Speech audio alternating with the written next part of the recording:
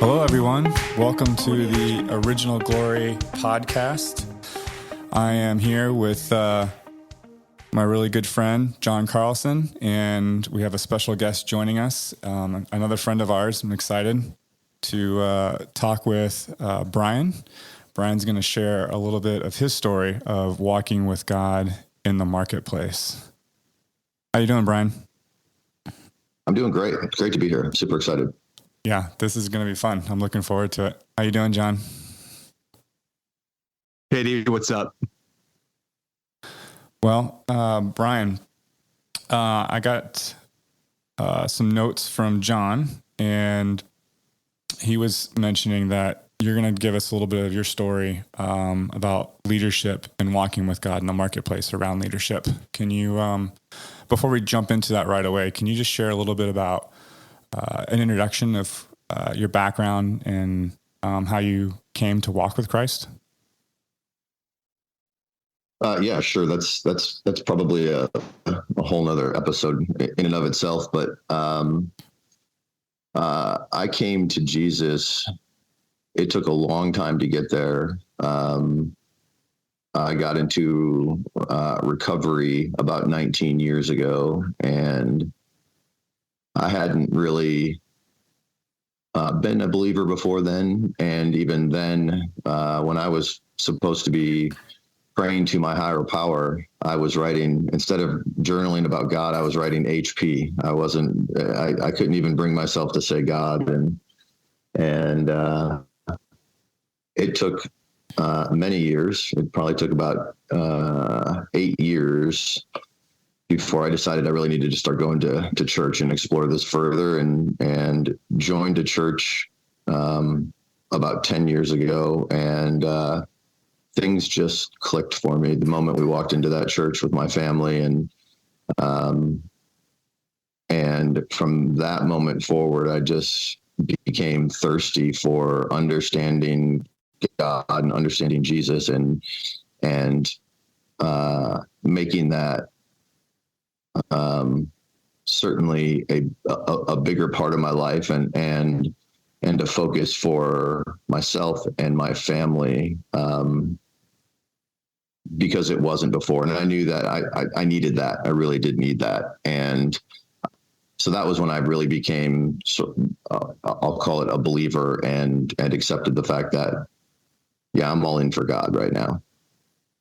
So it was a long journey. It took quite some time to get to the point where I was saying God with a capital G and believe in it.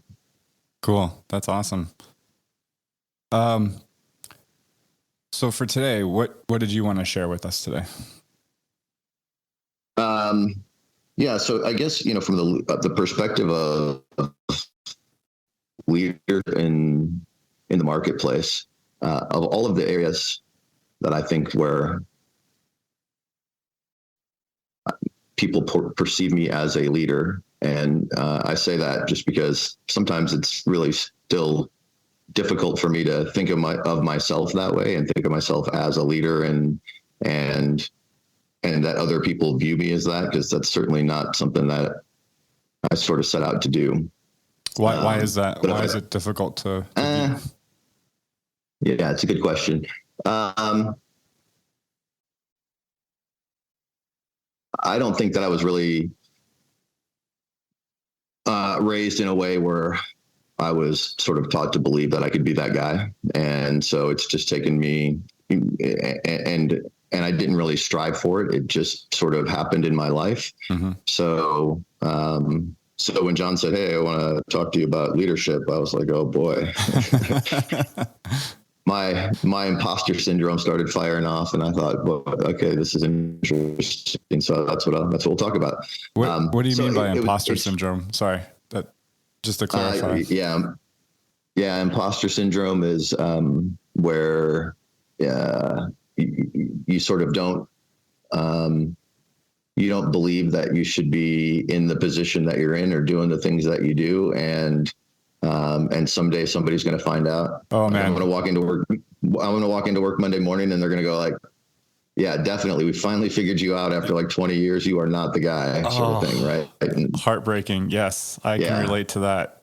Yeah. daily. That feeling. Totally get that. Thank you for explaining that. Yeah. Yeah. So that, that fires off for me. And that was sort of, and believe me, I have enough evidence to disprove all of that, but that's deeply rooted. And so when John asked me to do this, I thought, oh boy, that's my weakest part of walking with God, and leadership is the marketplace. And so perfect that he should ask me to do that. So that worked out really well. I think leading in the marketplace, at least from the perspective of being a follower of Christ, for me, and I suspect for some other people as well, it's just particularly difficult in that it's a really difficult thing to talk about at work. And it's a very sensitive subject. And oftentimes you have to find out in a sort of roundabout way where you're like dropping hints a little bit, like, oh yeah, I went to church this weekend, and somebody says, oh yeah, right. So did I. And then you're like, okay, well, I can start to have some different conversations with these people. But it's difficult for me to show up like that. I think a couple of things for me make it easier, and they're helping me along in this journey. One is that so I'm a chief revenue officer at an organization in Scottsdale, and our CFO and our CEO are both believers as well. And we all go to the same church, different campuses, but we all go to the same church. And so it makes the conversations look a lot different during the day between us than it does, let's say, between me and my team. And I know there's some people on my team who are believers, and something will happen. We'll say, man, that was God at work. And with other people, I have to be like, what a crazy coincidence. Now you can just drop GMC. Now I can drop GMC. Yeah. They'll just scratch their head, right? Yeah. That's I love that one. I love that. That would be a God-made coincidence for those of you out there. GMC. Yeah. I haven't heard that before. Yeah. Oh, no. That was really good when you gave that to me the other day. So I think,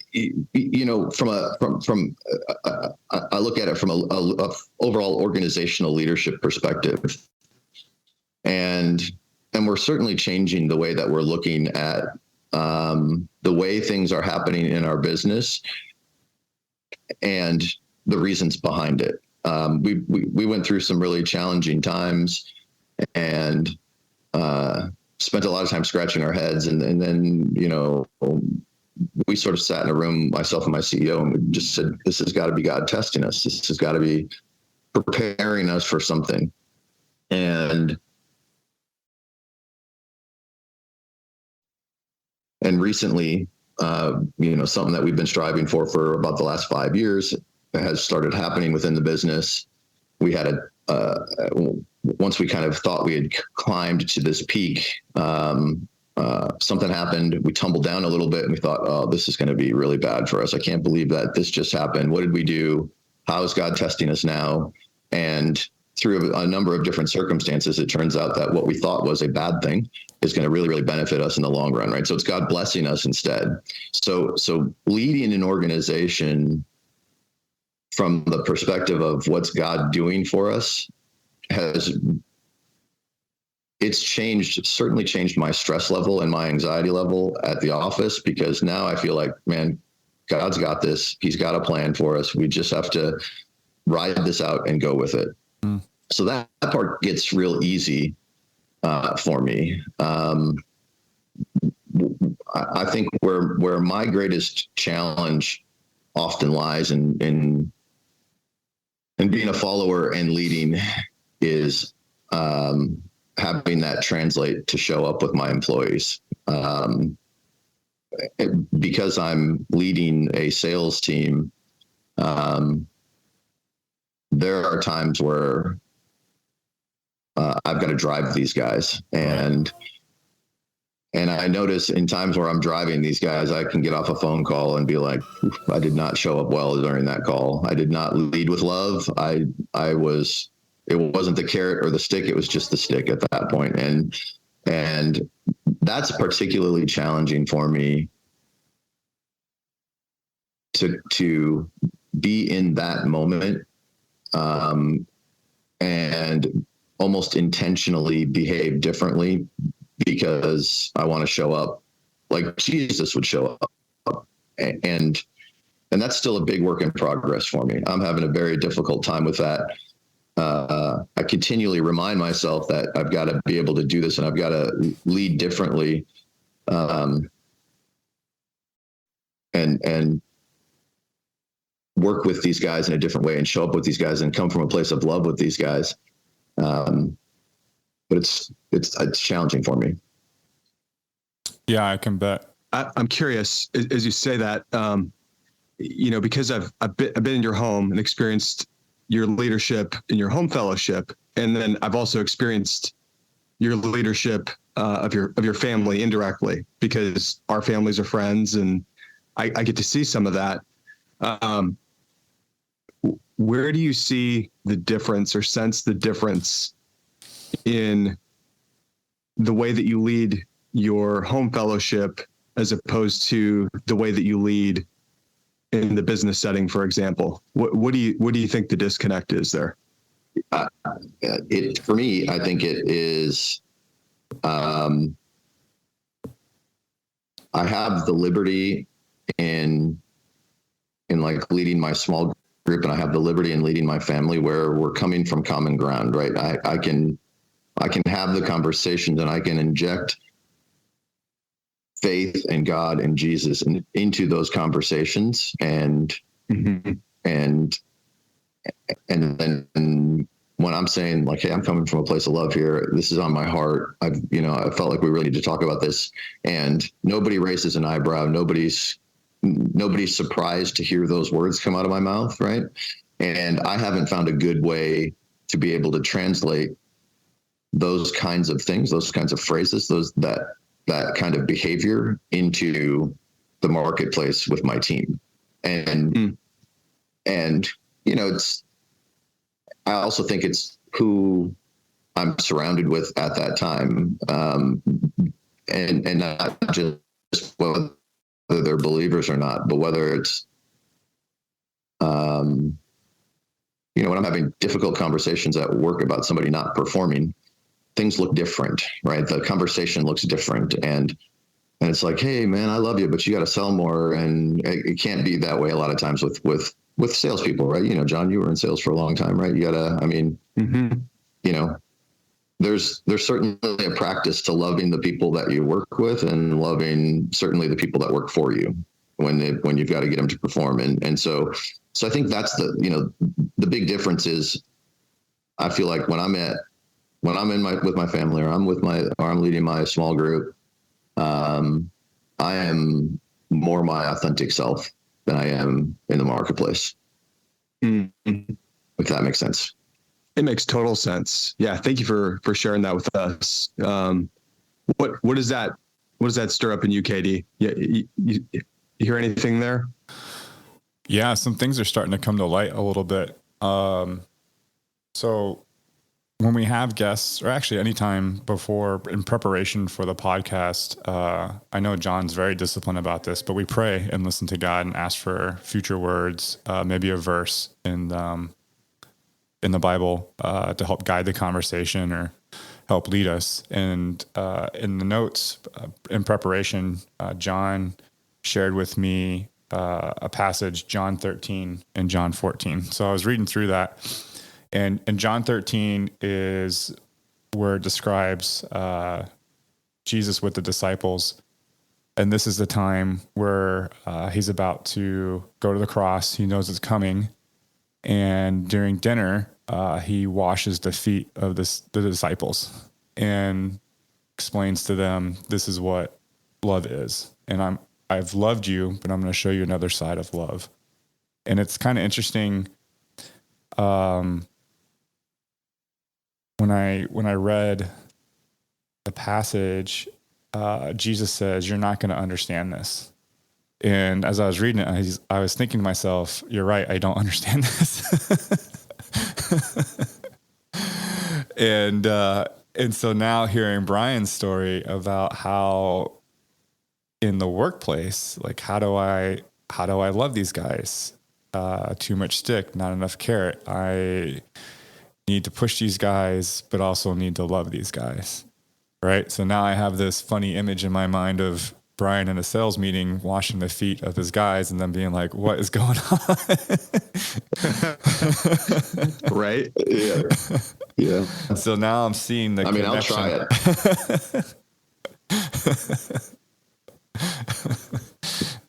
it. Maybe frame it as like a spa I wonder day. if that would be an HR violation at most companies. Yeah. Yeah. There might be a call into HR after that for sure. But I mean, if it's going to get him to perform, I'll try it. Yeah.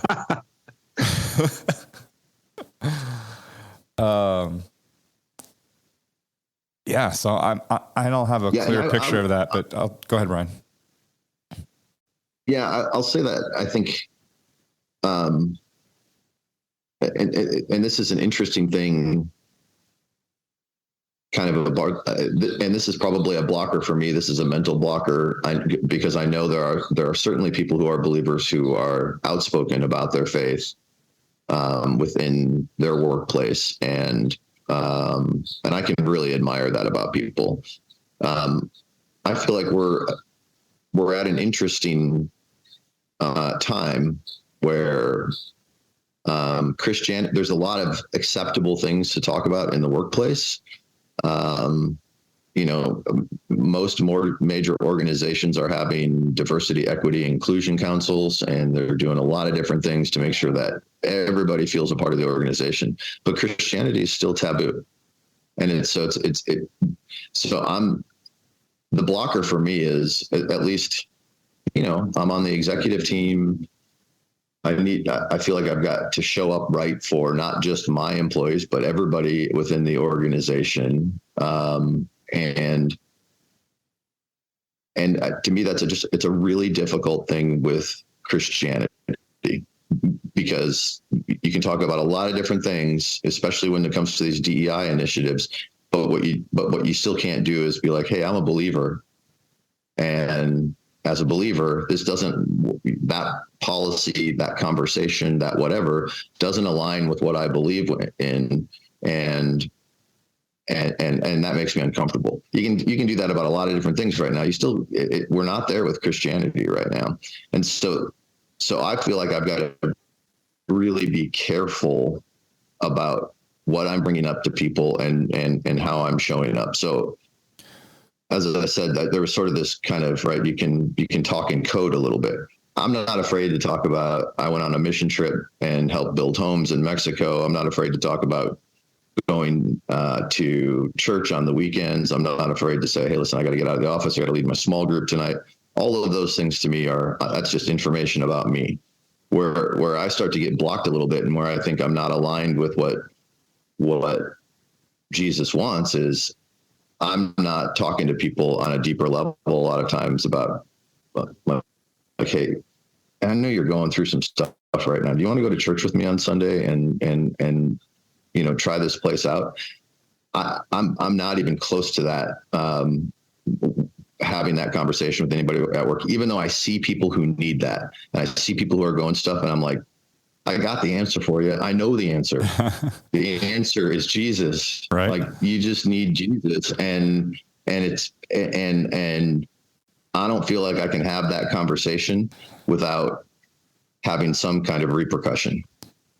Yeah, I 100% can relate to that. I'm also working for a very large company and experience all those things you just described. I do want to point out, I have the Bible here in front of me. So John chapter 13, verse 14 to 15 says, so if I am your teacher and Lord and have just washed your dirty feet, then you should follow the example that I've set for you and wash one another's dirty feet. Now do for each other what I have just done for you. And the way I interpret that, and you guys let me know what you think or if I'm way off base, but it's about love. I think Jesus loved them, and that's the call as a leader, to love the people that you're leading so that they start loving each other. Brian, you're shaking your head. I think that you're right on target with that, man. Yeah, I mean, absolutely. The thing that struck me about John 13 was somewhere in the text, John says of Jesus that the disciples that he was given to take care of, to love, that he loved them, and he loved them right up until the end. And it was one of those verses that I usually just blow past, but it was so striking to me that was what John said of Jesus. He said he was given some people to love, and his experience of Jesus was that he loved them right up until the end. And then you go on through the text, and Jesus says, as the Father has loved me, so I have loved you. Now love one another. And he keeps repeating this lead by example, specifically with love. Right. And one of the things I think that I struggle with personally as a previous business owner, what I really struggled with was when my objectives, when my motives were really not in line with loving those under my care. Right. And whether that was just from like an efficiency standpoint, whether that was from like a goal standpoint, whether that was from my own personal world just being challenging to where it was hard for me at a soul level to love people and care for them. That's where I really struggled. And that's where I see Jesus' leadership as being so remarkable, because he continually gives of himself. He gave of himself in the midst of tremendous struggle, trial, suffering, and he gave of himself up until the end. He even gave of himself with Judas, who he knew was going to betray him. I mean, he didn't put Judas on the outside. Judas did that to himself, and he loved him nonetheless. So those things were very striking to me in looking at the text prior to us having this conversation about leadership in the marketplace and about leadership in general.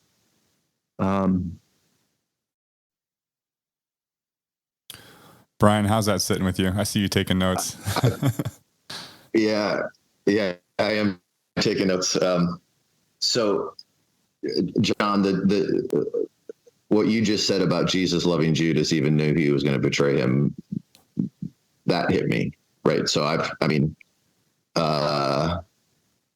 and I think keeping that in my head, and I don't have guys who are going to betray me. I've got guys who I'm pretty sure I know don't like working for me just because of the way that I manage and the way that they want to work and the things that they want to do. And that's okay. And I need to learn to love those guys, even though they don't love me and they don't love working for me. And maybe they don't even love what they're doing. And all of that's okay. I have to be able to get into the headspace where, like, I'm going to love you no matter what, dude. Whether or not this is working for you at any way, I'm just going to love you, and that'll have to be that. I've got to, again, that's something for me that I'm gonna have to be intentional about, though, right? It's easy to love the guys that love working for me and that I can have faith-based conversations with. That part's like a no-brainer. The rest of it is where I need to be intentional, and I need to just, even though these guys I might not reciprocate the same things, I'm just going to have to love them anyway. So that was really good. Yeah, it's interesting. I mean, I think we all have our situations where people betray us on a certain level, or they come against us. Maybe it doesn't seem like it's all out betrayal, but loving those people in challenging situations, it never feels good. At least it doesn't for me. I struggle with it. I have a hard time with it. My internal experience of it is not great. But I find that God really works in those situations. If I'll just follow him, if I'll look for where he is in the situation, even when I don't see him, if I look for him, I've had situations where I don't see him, and I'm just sitting there going, Jesus, Jesus, Jesus, like just inviting him in, looking for guidance. I might text some buddies, but I've just felt completely lost. But in hindsight, when I look back at those situations, I see where he worked in those. And it can be a powerful agent for change, but it's not comfortable. It doesn't feel good. A lot of the things that God does in our lives does not feel good. Yeah, definitely. I have a question for Brian. Something that John, as a close friend of mine, helped me see. There's an expression about when you look at your life and look at your story, where has the enemy attacked your glory? And there's a lot of healing that can come out of that. And there's a lot of growth and a lot of fruit that comes out of that too. And listening to your story, I'm wondering, as you mentioned leadership, the imposter syndrome, I mean, I feel like that's your glory is leadership. Is that, do you think that's a place where the enemy has come after you?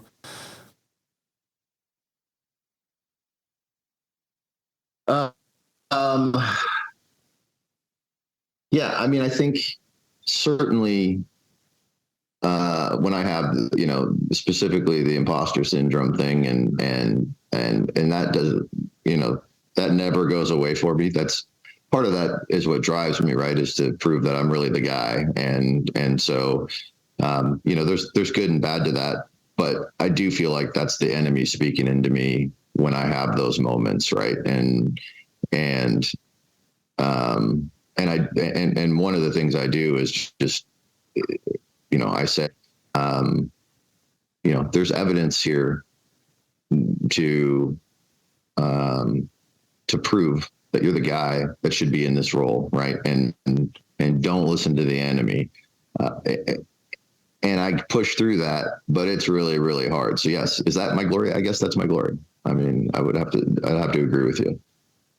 Yeah, definitely. I think that's something we just throw out there for you to wrestle with for a little bit. And it's something you already have. It's not something you need to earn because it's already in you. So chasing it is futile. I don't know how to say that. Chasing it's not helpful. Yeah. Yeah. Amen to that, man. Yeah. Okay. That was our time with Brian. And that was great. So we recorded that in July, I think. And here we are. After July, we're back in the studio. I'm here with John. This is KD. Yo. How you doing? Excellent. Good. Have you had a chance to re-listen to Brian's story? Yeah, it was good, man. I enjoyed going back through that. There was a couple things I really enjoyed about it. One was, I mean, you were the host, dude. Yeah. Can we just talk about that for a second? Yeah, I was excited to host and, just try to stay relaxed and just go with it and do my best John impression. Whatever. And then you were just you. It was good. Yeah. Well, thanks for saying that. I didn't like it, but yeah, I know that's okay. I know you didn't, but I wanted to bring it up on there anyways and make it awkward. Opportunity to improve. Just, you gotta start somewhere. It was good, man. I mean, like we had technical difficulties, right? Like it was kind of weird. It was like some of it was just kind of foolish on my part. I made some assumptions about connectivity and everything, but I mean, Brian's like the IT guy and he was kind of baffled by it. We allowed for like at least half hour, I think prior, Brian and I started setting stuff up. Mm-hmm. We thought that'd be more than enough time. Really simple setup, right? Yeah. And we zoomed in remote from La Jolla, but for our audience, we had John in one room on a computer. We had Brian in another room on another computer. Yeah. And then we had me here in Scottsdale in the studio on another computer. Yeah. And we're trying to get us and the computers to all talk and play nice and record it. Yeah. Yeah. And headphones and yeah. But we got it eventually. We got it. It was what we got down, I thought was really good. I mean, like Brian had some good things to say. So, it was so nice. I had this vision of this in La Jolla podcast, be close to the beach, the smell of the sea wafting through the air, sitting on my patio. We should have added some wave right in the background. with the place I always rent has a Nespresso machine. So with a Nespresso in hand, they're just like soaking it all in. And we were trying to be in the same room with all the windows open, whatever. And yeah, we're like, well, maybe we should close the windows. It's a little loud. And then we're like, oh, we really can't sit in the same room because we're getting feedback or whatever. So we did have technical difficulties, but it was good, man. I liked going back through it. There was some interesting things that jumped out at me. I mean, early on, like you asked some questions, and Brian raised this issue of the imposter syndrome. Yeah, it's good that that's being named. I felt a lot of relief when I first saw that named. It was actually kind of cool thing my work does is we get there's this service, and they send us emails, and it's kind of about mental health and little 2 minutes and 3 minute clips here and there about different topics and how to deal with stress or whatever. And so that was actually one of the articles that came through, and that was the first time I had even heard of that. But it brought relief because I was like, oh, okay, this is a thing. It's common. And I'm not the only one going through it. And isn't that weird, the human experience? Like, we experience things like the imposter syndrome. And like, until you realize or someone tells you, like, it's like, oh, I'm the only person that's ever gone through this. Totally. It's such a weird perspective, I think. I don't know how to anyways, kind of going on a side tangent there. But, so that was my first experience with it. But then to hear him say it too, it was like, I don't know, there's almost like, I think there's an expression, but there's like comfort knowing someone else has experienced, something difficult as yourself. Yeah. Well, and it's interesting too. So I asked Brian to come on and talk to us about leading as a follower of Christ. Right.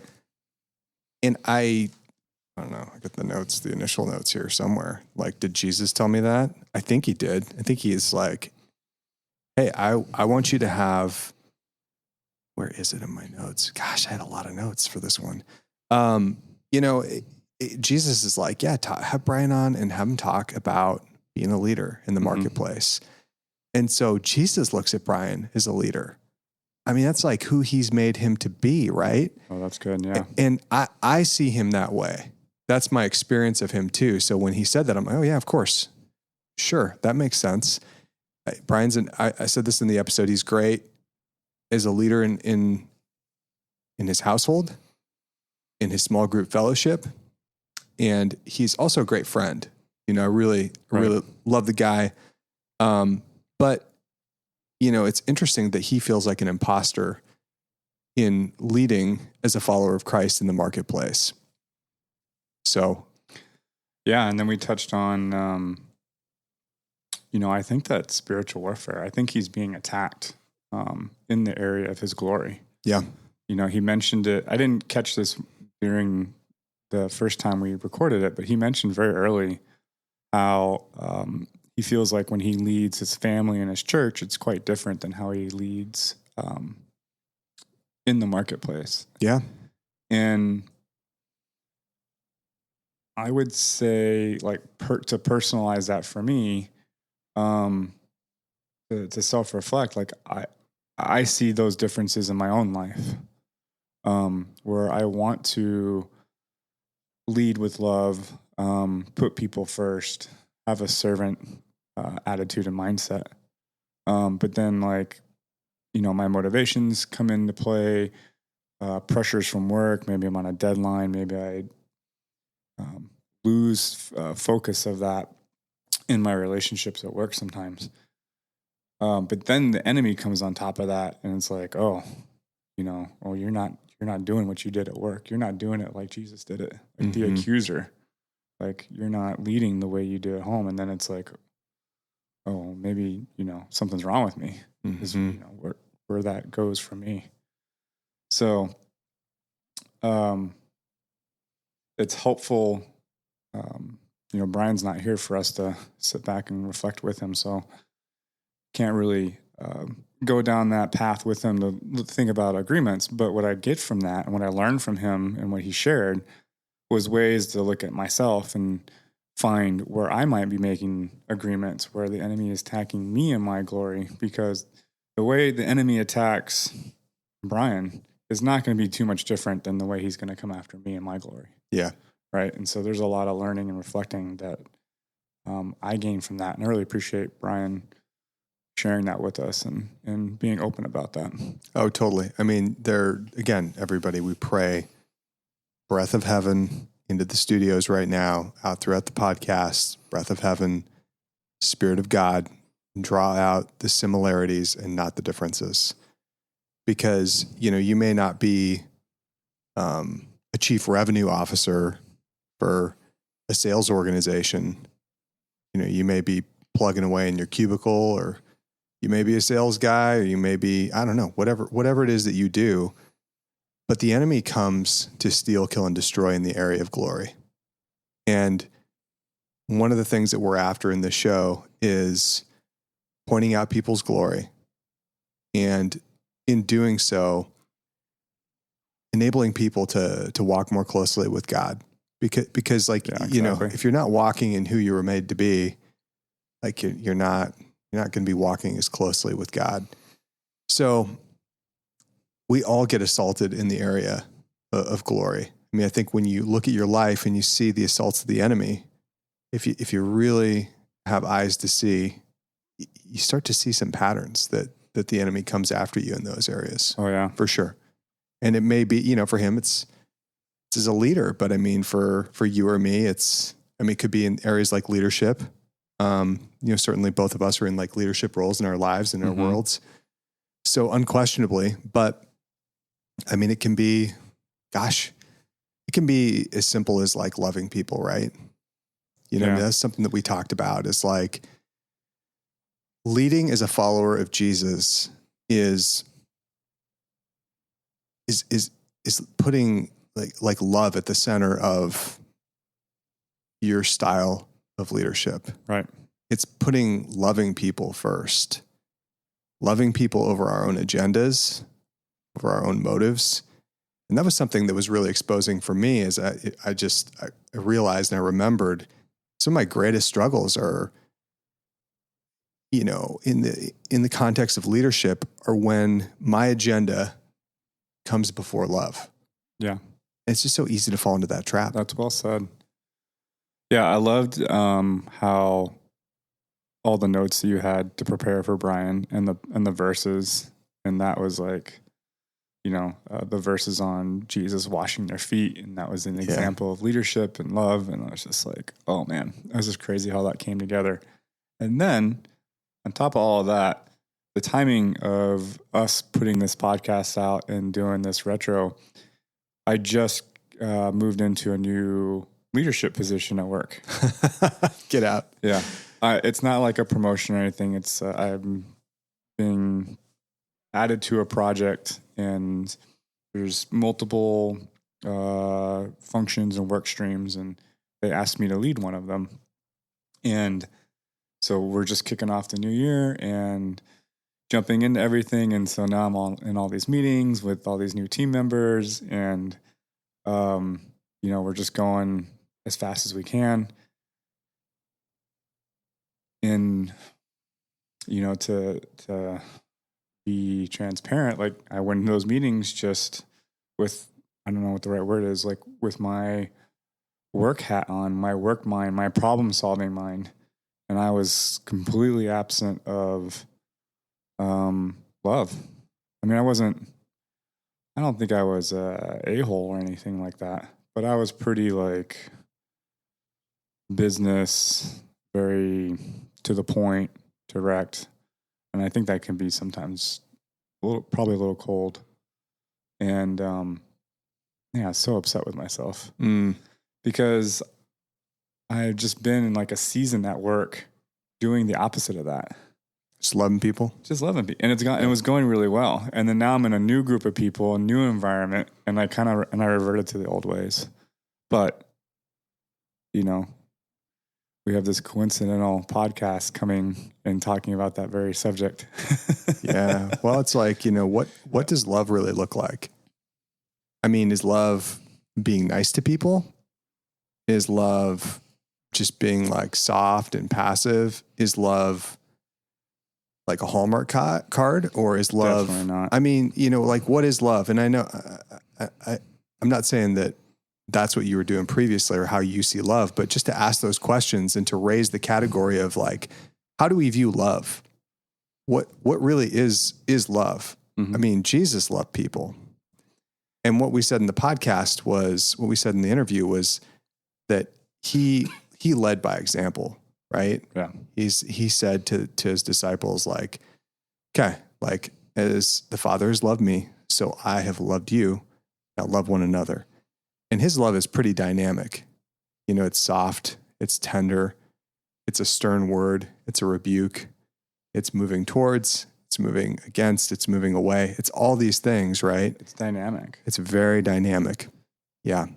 And yeah, so I wasn't dynamic in these meetings. Yeah. I had one approach. Static, move against. Yep. Yeah. Yep. And sometimes I do need to move against, and sometimes, but Yeah. In a meeting, in an hour-long meeting, could change. It's from person to person, conversation to conversation, moment to moment, and I wasn't riding the wave of being dynamic. And for me, it's just like I just have to have that mindset at the beginning of the day, going into the meeting, like, what's my motivation here? Yeah. And that's pretty much, and then I'm connected, like I'm in the vine, right? And then after that, it usually goes pretty good. But that's after years of practice. Mm-hmm. But in this one case, missed it. It's, so as you're saying that too, I think that there are seasons where loving people is so rewarding. It's fulfilling. It like feels good. And I can think of seasons where in work, in the marketplace, I love people. And it was, I thought I could see instant fruit, right? Like it was a blessing to them. But in listening to the episode again, thinking about the cost of leadership, Mm-hmm. and how it is a challenge to love people well, I thought about some of the times where I think I actually did love well, but my internal experience was just not good. It was hard. Is that what you call cost of leadership? Yeah, there's a cost, right? Like, I mean, and that can show up on a variety of levels. I mean, it could be financial. Loving people well can cost you financially. Choosing the way of love can cost you financially. I mean, I can tell you firsthand that it can. It can cost you. It can be to your benefit financially too. I mean, like it can generate goodwill, and like you may have gain, but it may cost you in seasons. Doing the right thing, loving people well can cost you. But that's not what I'm talking about. I'm talking about like emotional, relational cost. Mm-hmm. I had a situation in 2022 in the middle of the year where my two main employees came to me, and it's about a week before I'm supposed to go on the one vacation I was going to take with my family that year. Mm-hmm. And these two employees, they bring me coffee. They get dressed very nice. They're attractive gals, and they put on some nicer clothes that day, and were very in great moods. And they sat me down, and I'm looking at both of them like, okay, what's up? You guys are both in my office. Right. And they both gave me their 2 weeks notice together. And I'm just looking at them, and I'm looking sideways at my calendar, which is up on my desktop. And I'm like, oh shit, I'm supposed to be in California in a week with my family for my one vacation. Right. I can't take this vacation because they are leaving the following week. And it ushered in this whole season, which was a very challenging season of like, having to hire and retrain, like essentially like a brand new staff, and works through some things. So but what really was challenging was, okay, so I made the decision to take part of the vacation. Mm-hmm.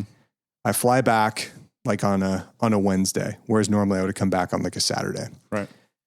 And I come in Thursday morning and I go through a couple of days of work with these two employees. And I won't get into the details, but I had a disagreement with one of them.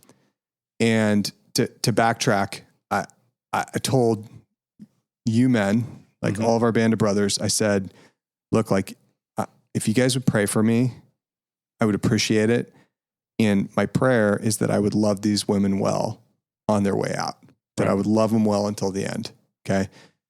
And that was challenging because I was straight up like, it was just me and them, you know. Mm-hmm. At the time, we just had these two working for us. Our third person had quit as well. And so it's just me and them in the office. And one of them was particularly disrespectful. Right. And the pull was to torpedo the whole thing. And so we get to the last day, last few hours. And at one point I just kind of excused myself. I'm like, look, I'm going to just leave the room for a minute. Okay. I need to think about this. Mm-hmm. And I went and I sat down at my desk and I just prayed. And I'm like, Jesus, come into this. And I text you guys. I'm like, I am at a loss here. And ultimately, like I didn't lose it. I didn't like lash out at the person and like kick him out of the office or anything. I just said, like, let's just be done for the day. Right. And I was able to navigate that. And I think like on my side of the street anyways, like love them well and not blow up the relationship. Now, however this employee feels about it, that's on them. That's not on me. Right. But I can tell you, I went home that night and between the mountain of work that I had in front of me and, that experience, because my heart for them was like, man, I would love to like sit with them and bless them and pray for them on their way out and everything. Right. We've done that in the past with previous employees. Like we have lunch and we lay hands on them and bless them and send them off. Like this was not an option with this person. So that's my heart. So to have that experience, it was tremendously painful because I cared about these employees tremendously. Now, I mean, did I always put their needs first and like love them well? Was that always my motivation? Did I, always support them as best I could? Absolutely not. But I finished well. But it cost me, it cost me a night of sleep. It cost me emotionally, spiritually, relationally. Oh yeah. And that's what I'm talking about with regards to the cost of leadership. Got it. So sounds expensive. It was costly, man. It was costly. So anyways, very, very, very interesting. What else kind of jumped out at you as you went through this? I'm still wrestling. I said on the podcast that in the John, in the book of John, in a passage that we read, it talks about Jesus washing the feet of the disciples. In my version of the Bible, it said, it might not make sense to you right away. And I'm still just like wrestling with that. Like, what does leadership look like? And what is being a servant leadership? And how do you do that? Kind of to your point, like with boundaries. Yes, there's a cost, but you're not supposed to do it at such the cost as detrimental. I can't say that word. Detrimental. Thank you. Mm-hmm. To yourself, right? So where are those boundaries? Where are those lines? I think it is going to be detrimental to you, man, at times. So? Yeah, I don't think there's any way around it. Yeah. It's detrimental to Jesus, to his emotional well-being, to his physical well-being. I mean, he experienced pain like you or I will never experience. Yeah. His sweat was blood the night before he died. I mean, you talk about anguish. Yeah, true. I mean, can you drink the cup that I'm going to drink? Like he's washing the foot or the feet of Judas and he knows it hasn't happened yet, but he knows. Yes. Like I couldn't do that. Right? I mean, no way. I mean, I might not like kick him out of the dinner, Yeah. But I'm definitely not washing his feet. For sure. I know. Like, wow, serious? Yeah. Dang. Yep. You know, and then what does that look like in practical application? I don't know. I'm not saying don't have boundaries either. For those of you out there in podcast land, I'm not saying like give yourself body, soul, and spirit, heart, mind, and will to your work and to other people. Give yourself body, soul, and spirit, heart, mind, and will to God. Right. To Jesus, to the Father, to the Spirit, and let them guide you and lead you and direct you. There are seasons that are really hard, but I think God is in the hard. You know, it's like he just is. And he's building in us an eternal weight of glory, is what Paul says. So we fix our eyes not on what is seen, but what is unseen. And like that can sound wispy and overly spiritual, but like that's what I was attempting to do at my desk that day. Mm-hmm. And like I saw dimly as all get out, right? Yeah. Like, I mean, I didn't hear God's voice, but I just trusted that the Spirit was going to help me move into the next right thing, that he would help me to keep moving in Christ. And it was I'm on my side of the street, like I'm good, but it still costs you, right? It does. I think you just hit on it. Like, one, I think I'm making it overcomplicated. I'm like trying to think my way through this, and it's not a thinking thing, and it's actually relatively simple. It's a heart thing, and the answer to my question is you lead with the heart and you walk with God, which is what we've been preaching, teaching, giving stories and examples on how to walk with God. Yeah. Right. And if I'm walking with God and I'm leading from the heart, he's going to tell me, hey, your boss, you need to, or these people that are helping you, you need to do this thing or that, which is washing their feet. And if I'm surrendered and walking with God and leading from the heart, I honestly don't even need to think about that. Yeah. Right. Because Jesus is going to tell me, do this, do that, go left, go right, help this person, do this over here. So it's not hard. I'm making it hard. It's not hard. Yeah. In principle, it's not hard. Yeah. It's not complicated, but it is very hard experientially at times. And it comes down to, I think, like motive is just huge. That's what I'm kind of landing on with all this is impetus has to be love. If we're really if our deep heart desire is to love, I think that like love is going to win out, and love covers a multitude of sins too. I mean, that's just true across the board, whether it's like with colleagues, with your spouse, with your kids, with your friends. Mm-hmm. If your heart for a person is good and you are somebody who is quick to ask for forgiveness, to seek reconciliation and all that stuff, then I mean, ultimately, like you're gonna win out. God's gonna win out. Yeah. Ultimately. So yeah. It's heavy, man. Heavy. Yeah, that's good stuff. It is good stuff. Well, I think like we'll kind of bring this one in for a landing. But we appreciate you, Brian, joining us for the show. We appreciate you out there in podcast land. And David, you take us out. Thanks for the opportunity to host. And we just pray blessings for everybody out there and hope your 2024 is blessed with closeness with God. Hope you're walking with him and you have eyes to see and ears to hear for your heart. Peace.